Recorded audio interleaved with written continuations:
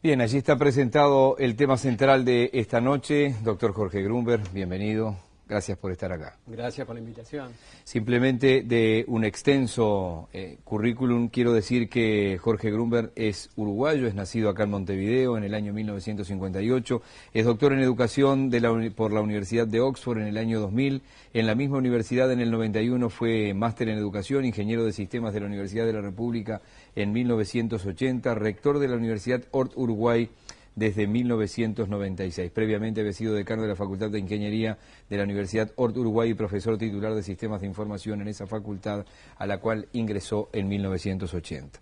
De allí en más, obviamente, es inabarcable para un programa de televisión poder decirles todo lo que ha hecho y hace el doctor Jorge Grunberg. De una investigación prolongada que estoy haciendo hace alrededor de 3 años, y que abarca una cantidad grande de empresas, entre las cuales está Google, está IBM, está Microsoft, está Siemens, está Yahoo, está Intel.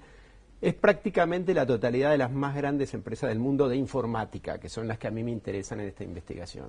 En el marco de esta investigación, desde hace 2 o 3 años, estoy hablando con distintas autoridades de estas empresas, consultándoles dónde abren laboratorios de investigación y dónde no los abren y por qué. Y en especial estoy tratando de dilucidar por qué no los abren en Uruguay, porque la verdad, el trasfondo de esto, si me permitís, es que Uruguay alcanzó en los últimos años un nivel de ingresos medios. La próxima etapa es pasar a ser un país de ingresos altos. Pero ¿cuál es la estrategia que tiene Uruguay para pasar a ser un país de ingresos altos? En mi opinión, y ese es el fondo de lo que he dicho en estas conferencias y el trasfondo de la investigación que estoy haciendo, la única manera, en mi opinión, para Uruguay de transformarse en un país de ingresos altos y que no nos pase como al comienzo del siglo XX, que alcanzamos un nivel de prosperidad y luego nos derrumbamos, es transformarnos en un país productor de conocimiento. Para transformarnos en un país productor de conocimiento tenemos que atraer a las grandes empresas del mundo a Uruguay a abrir laboratorios de investigación y centros de desarrollo, y eso no ha ocurrido.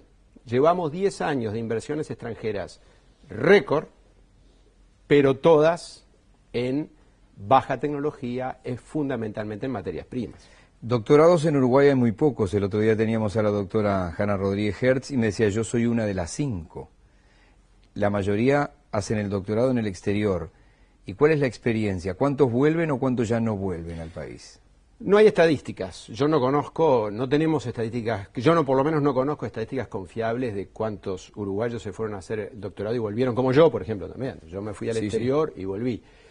Pero más allá de cuántos doctores se formen en el exterior, la realidad es que para que un país progrese, hace falta tener una capacidad local, endógena, de formación de doctorados, de formación de ingenieros, o sea, de profesionales, de maestrías y finalmente de doctorados. ¿Por qué hay que tener una producción local, una capacidad endógena, como se llama? Porque los doctores, cuando se forman, como yo en el exterior, tienen una tendencia a incorporarse a los equipos de investigación del exterior. Tienen una tendencia a quedarse en el exterior y tienen una tendencia a integrarse al tipo de problemas que se investigan en el exterior. Aun cuando vuelven al Uruguay, no todos por supuesto, pero hay una tendencia cuando los investigadores vuelven a Uruguay de seguir trabajando en los problemas en que fueron formados y de seguir en contacto con las redes que formaron en el exterior. Eso está bien, pero un país necesita tener su propia capacidad de formar doctores para que se formen pensando y en el contexto de los problemas de las empresas nacionales y de resolver los problemas nacionales. Hay que tener un equilibrio. Te doy un ejemplo. Hace 15 años, la mitad de los doctores de Corea del Sur se formaban en Estados Unidos. Hoy en día, más del 80% se forman en Corea del Sur. Los mismos datos se repiten en China y en Singapur. Es decir, todos los países que progresan hacen un esfuerzo por tener una importante capacidad endógena de formar doctores. Yo tuve esta semana, como parte de mi investigación sobre por qué o sobre cómo se puede atraer a las grandes multinacionales de la informática a investigar en Uruguay, tuve esta semana una conferencia telefónica prolongada con uno de los principales directores de investigación de IBM internacional en Estados Unidos. Y charlando con él, justamente hice lo mismo. Le dije, ¿por qué no viene? ¿Qué tiene que hacer Uruguay para interesar a IBM? Y la razón que... Bueno, era una de las preguntas que tenemos.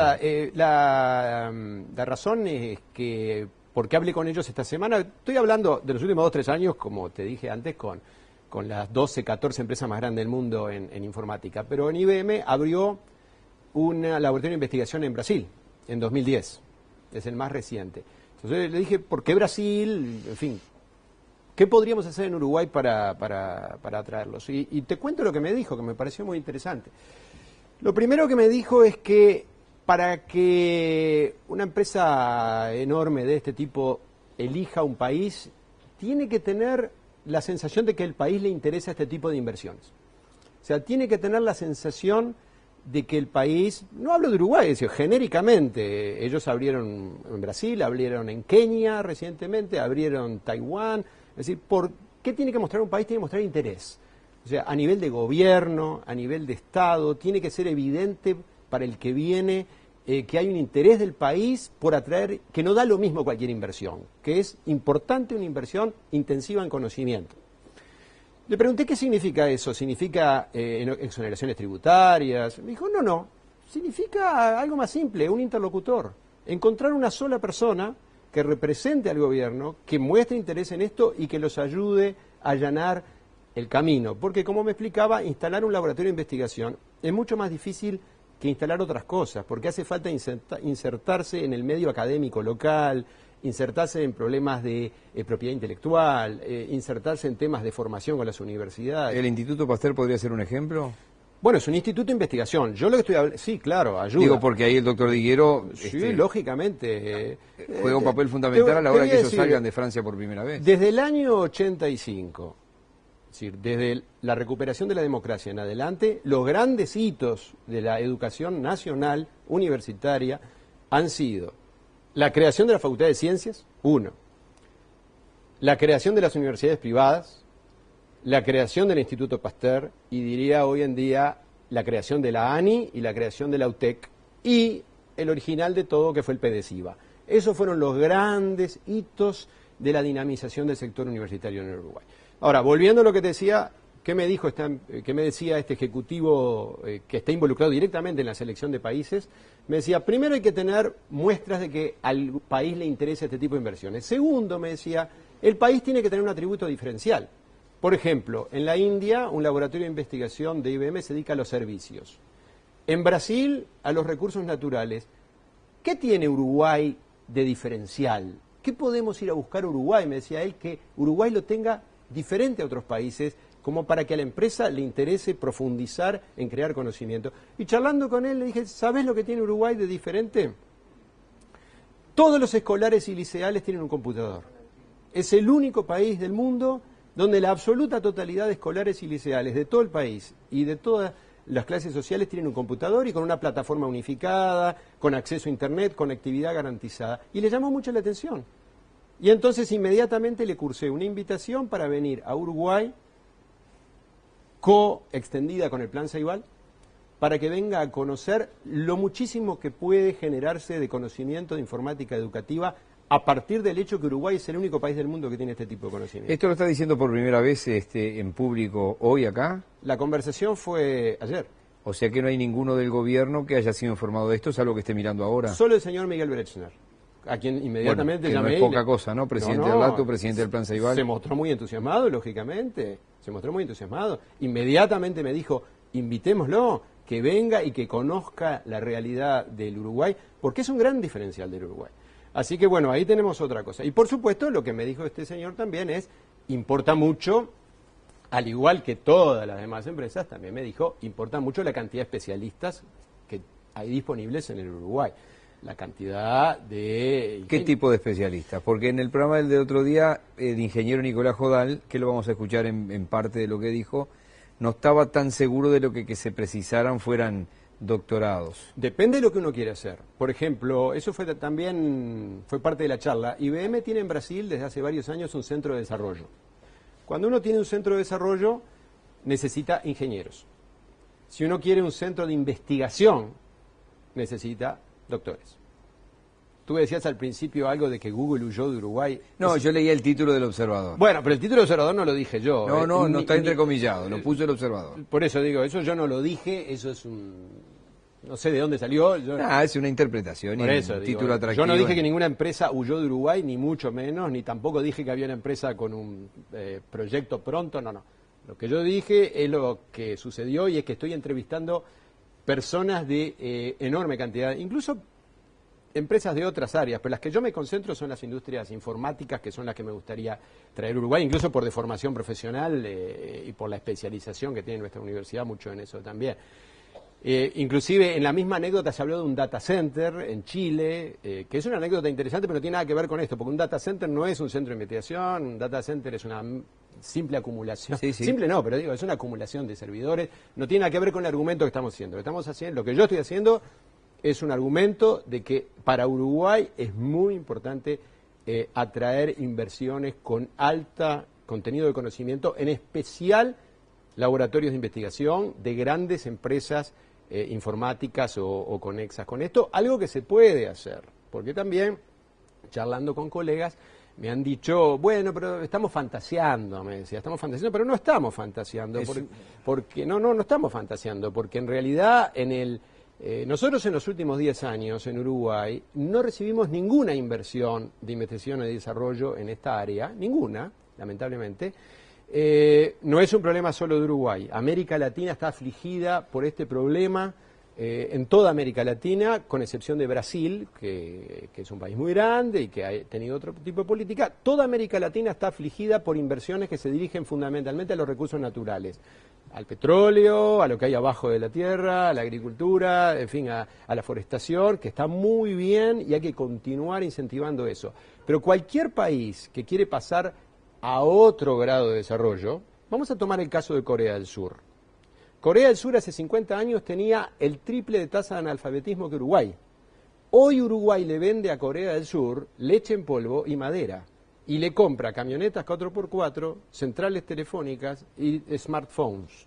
Entonces, ahí está la diferencia que se produjo en el grado de desarrollo entre los dos países. ¿Y cómo arrancó la cuestión? Porque China no hace 50 años, hace mucho menos. Es decir, las transformaciones de Deng Xiaoping para acá, a comienzos de los 80, han sido de un vértigo increíble.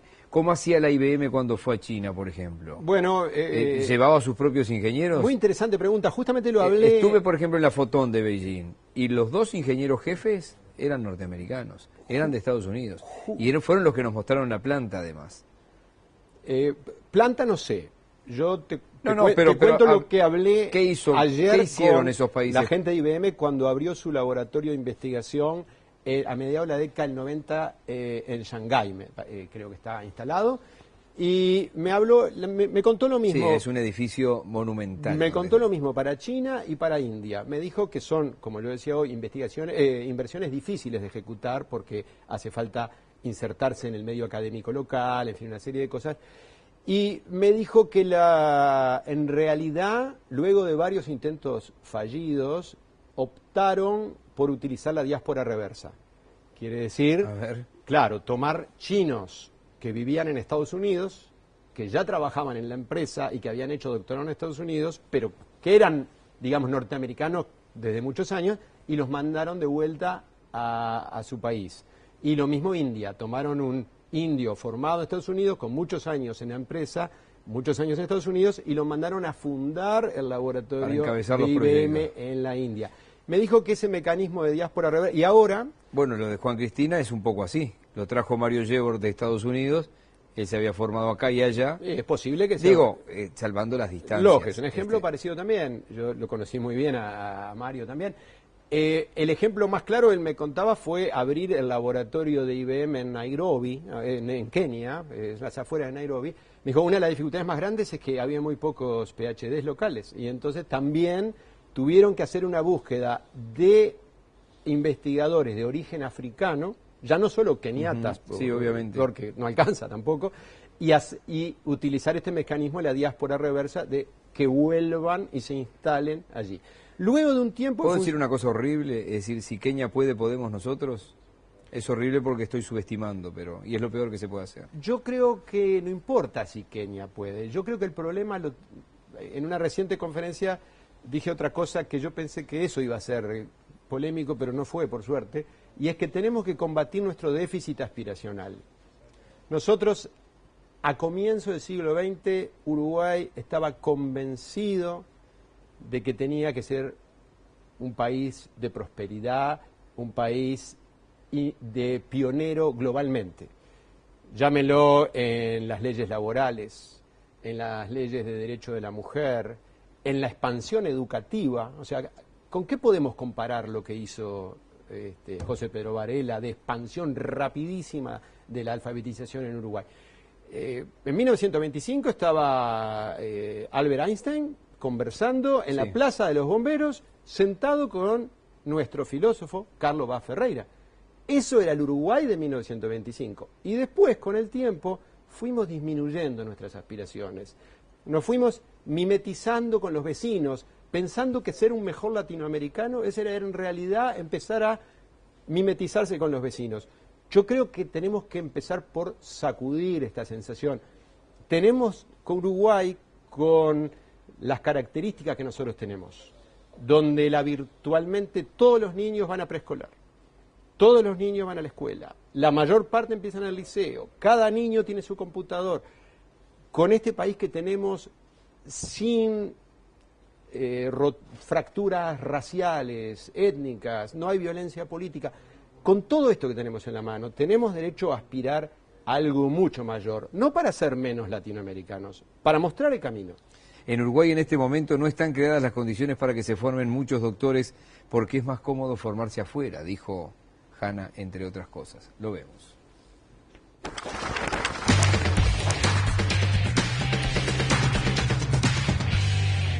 Porque hay falta de becas, o sea, la ANI de alguna manera monopoliza las becas y no es suficiente. O sea, falta una política de mayor formación de doctorandos acá. O sea, los que se están formando hoy se están formando afuera. No, ahí se forman acá y afuera, pero en este momento, si tú te formas afuera, tenés beca afuera, y tenés mucho mejores condiciones que si estás acá, no tenés beca, tenés que trabajar mientras estás haciendo tu doctorado. Claro. Por lo tanto, las condiciones son mucho peores. Sin embargo, a pesar de todo eso, ha aumentado la cantidad de doctores. O sea, yo fui la tercer doctor formada acá en Uruguay, en el 99. Y ahora hay 16 formados acá. Afuera se forman varios por año. ¿Y de esos que se forman afuera vuelven todos o no? Vuelve la gran mayoría. Y en informática son todavía, o sea, se está acelerando todavía más el proceso de doctores. Y hay, o sea, son menos doctores, hay 35, pero se están formando más por año. Tiene que invertir el Estado porque la iniciativa privada no lo va a hacer. En ninguna parte del mundo lo hace. O sea, hay matemáticos que trabajan para la industria privada, hay químicos que trabajan para la industria privada, pero digamos el grueso, todos en general, en todas partes del mundo, y sobre todo en el mundo desarrollado, los científicos básicos son financiados por el Estado o por universidades que tienen cofinanciación del Estado. Y el proceso de lo que estamos hablando, que es la formación, siempre está a cargo del Estado. Raramente está a cargo de una industria. En una época, por ejemplo, en Estados Unidos, IBM, aparte pasa eso, si vos querés un desarrollo sustentable, tiene que provenir por parte del Estado, porque el Estado maneja la política y dirige hacia dónde quiere que vaya. Lo dijo el doctor Cristina y lo decía ella también. ¿Cuál es su opinión a este respecto? Que la investigación básicamente está en manos del Estado. ¿Debe estar o no debe estar? ¿Cómo es esto? Bueno, estos son temas muy discutibles, son temas que tienen legítimas discusiones en el mundo. Depende si hablamos de investigación básica, si hablamos de investigación aplicada. En general, los países que se han desarrollado más, como hablábamos hoy, Corea del Sur, como hablaba Taiwán, Singapur, Israel, son países donde la investigación aplicada ocurre en el sector productivo, no necesariamente en el sector privado, pero sí en el sector productivo. Uno de los problemas de América Latina en general, ya no digo solo de Uruguay, pero América Latina en general tiene el problema de que la gran mayoría de los investigadores están en el sector académico. concentrados en las universidades y en general concentrados en el sector público. Una de las maneras de generar, estamos hablando de inversión aplicada, investigación básica es otra cosa, claro. y tampoco se pueden separar las dos radicalmente, pero los países que se han desarrollado más rápidamente, en general uno encuentra que una buena parte de la inversión aplicada y del desarrollo especialmente se realiza dentro de las empresas, en el sector productivo.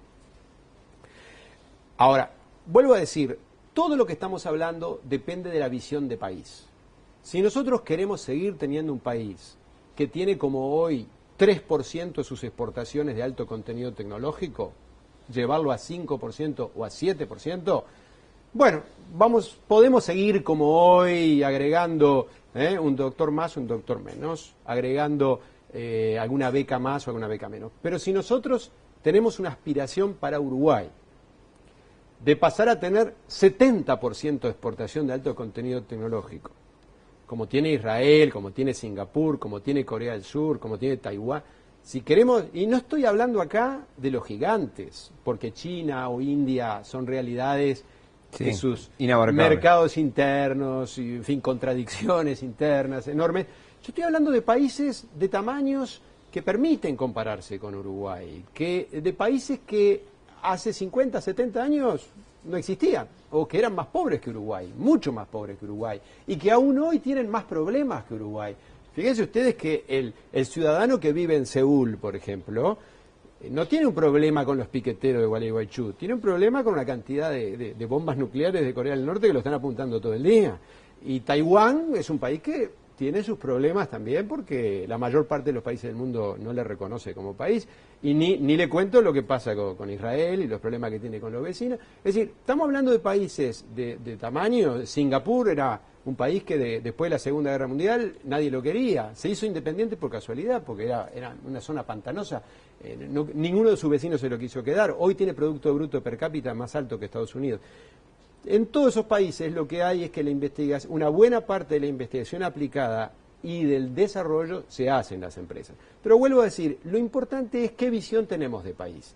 Si nosotros queremos, como yo pienso, y como pienso que piensan muchos uruguayos, entre ellos los colegas que han aparecido en el programa de la semana pasada, si nosotros pensamos que tenemos que pasar a otro estadio de desarrollo, en el cual podamos crear realmente igualdad de oportunidades, porque en los últimos 10 años, por suerte, hemos reducido la desigualdad de ingresos en Uruguay. Pero eso es nada más que la primera etapa. La siguiente etapa es reducir la desigualdad de oportunidades, que es mucho más difícil. Y para reducir la desigualdad de oportunidades, lo que tenemos que hacer es mejorar las oportunidades de acceso al sistema educativo. Y no solo eso, sino que cuando la persona se gradúe, haya una demanda por sus conocimientos, que haya una demanda y salarios acordes al conocimiento cada vez más alto que la persona va a querer, y para eso hay que atraer una inversión extranjera sofisticada. Doctor Grunberg, le agradezco que me haya ayudado a hacer realidad que este tema estuviera en estos 2 viernes y que me vaya con la sensación esta noche de que se puede, de que es un empujón importante que se necesita en varios frentes, en varios ámbitos, incluso de muchos uruguayos que viven en el exterior que deberían volver también para hacer ese número de peso de conocimiento suficiente para que esas empresas se instalen. Hay una serie de proyectos que me interesa, en algún momento lo vamos a llamar para visitar la ORT, nos queda un poquito más de un mes de programa, pero al comienzo del año que viene eso va a seguir funcionando, así que en cualquier momento nos reencontramos. Muchísimas gracias. Van a ser bienvenidos y gracias a ustedes y a los colegas que estuvieron la semana pasada por poner este tema en el tapete y conversarlo.